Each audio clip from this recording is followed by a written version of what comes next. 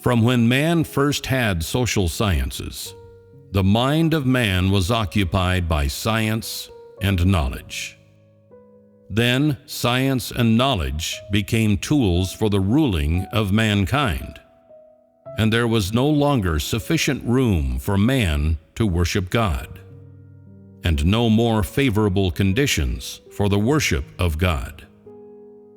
The position of God sunk ever lower in the heart of man.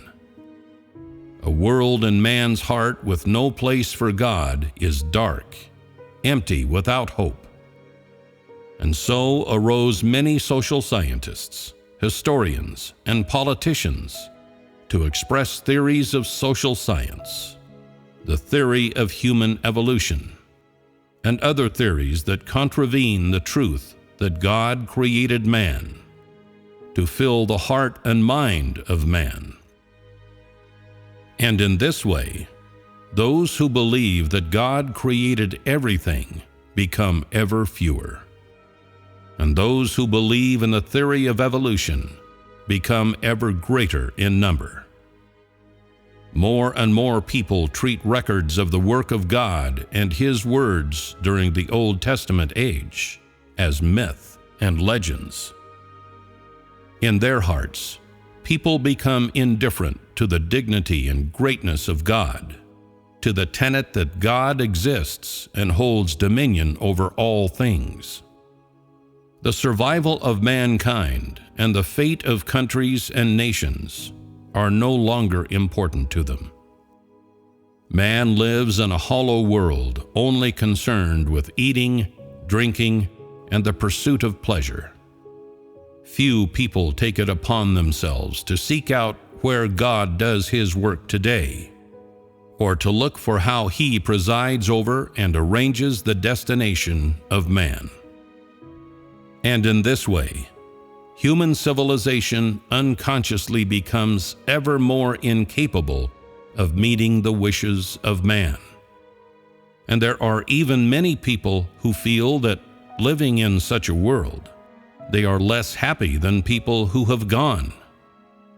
Even people of countries that used to be highly civilized air such grievances. For without the guidance of God, no matter how much rulers and sociologists rack their brains to preserve human civilization, it is to no avail. No one can fill the emptiness in man's heart, for no one can be the life of man, and no social theory can free man from the emptiness with which he is afflicted. Science, knowledge, freedom, democracy, leisure, comfort, these are but a temporary respite. Even with these things, man will inevitably sin and bemoan the injustices of society.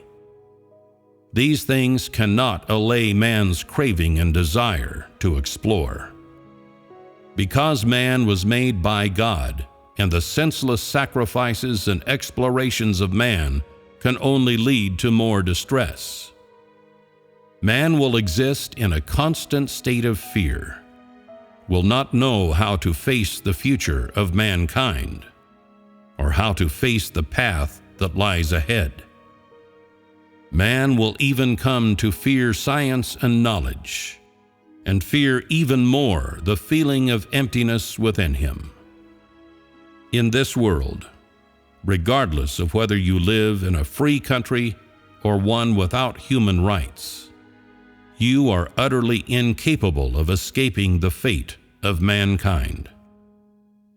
Whether you are the ruler or the ruled, you are utterly incapable of escaping the desire to explore the fate, mysteries, and destination of mankind. Much less are you capable of escaping the bewildering sense of emptiness. Such phenomena, which are common to all of mankind, are called social phenomena by sociologists. Yet no great man can come forth to solve such problems. Man, after all, is man. The position and life of God cannot be replaced by any man.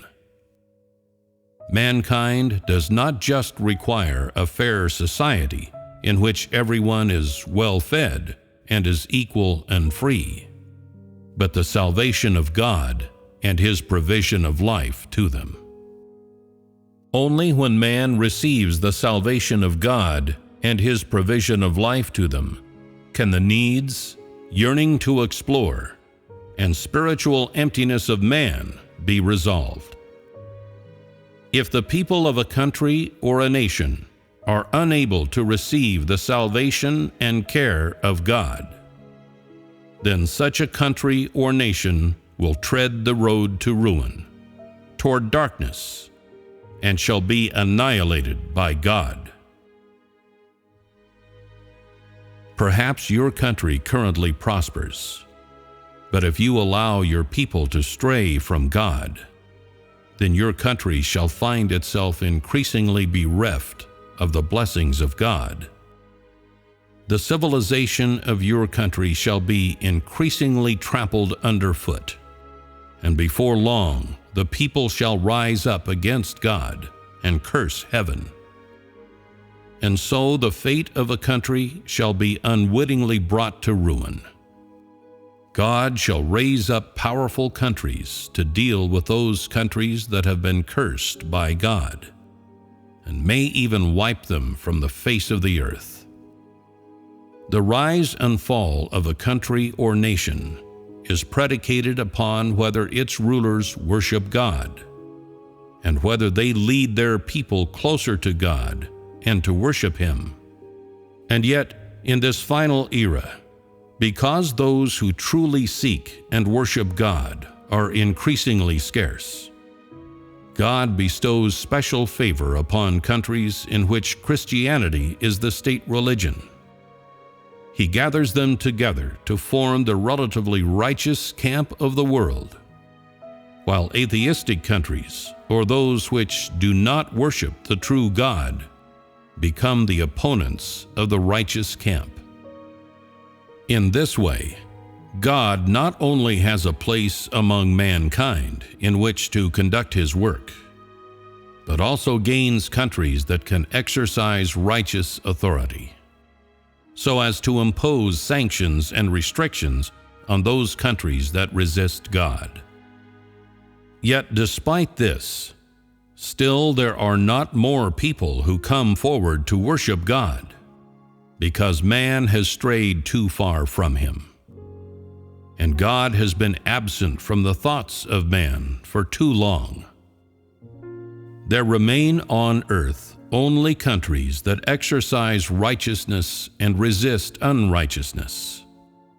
But this is far from the wishes of God, for no country's rulers will allow God to preside over their people, and no political party shall gather together its people to worship God.